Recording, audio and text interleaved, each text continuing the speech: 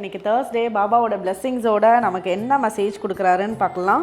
நீங்கள் சில சூழ்நிலைகளில் உங்களுக்கே தெரியாமல் சில தவறுகள் பண்ணியிருக்கீங்க. அந்த தவறுகளை நினச்சி உங்களோட உள் மனசில் ரொம்ப வருத்தம் பட்டுட்டே இருக்கீங்க. ரொம்ப கில்ட்டியான ஃபீல் இருக்கீங்க. பட் நீங்கள் ஒரே ஒரு விஷயம், நீங்கள் ஒவ்வொரு தப்புக்குமே எப்போ கில்ட்டியாக ஃபீல் பண்ணுறீங்களோ ஆட்டோமேட்டிக்காக பாபாவோட பிளெஸ்ஸிங்ஸ்னால் அந்த பிரச்சனைகள்லேருந்து உங்களுக்கு திருப்பி எதுவும் பெரிய பிரச்சனைகள் ஏற்படுத்தாமல் அதில் காப்பாற்றி கூட்டிகிட்டு வந்துடுவார்.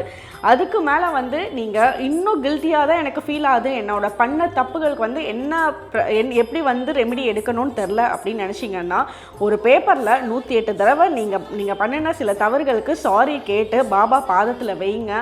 நீங்கள் யாருக்காக அந்த தப்பு பண்ணிட்டீங்களோ முடிஞ்ச அளவுக்கு அவங்கக்கிட்டே கூட சாரி கேளுங்க. கூடிய சீக்கிரத்துக்கு இதுக்குண்டான கில்ட்டி ஃபீலும் உங்ககிட்ட இருந்து போயிடும். அது போகிறப்பவே நல்ல மாற்றங்கள் லைஃப்பில் ஏற்பட ஆரம்பிக்கும்.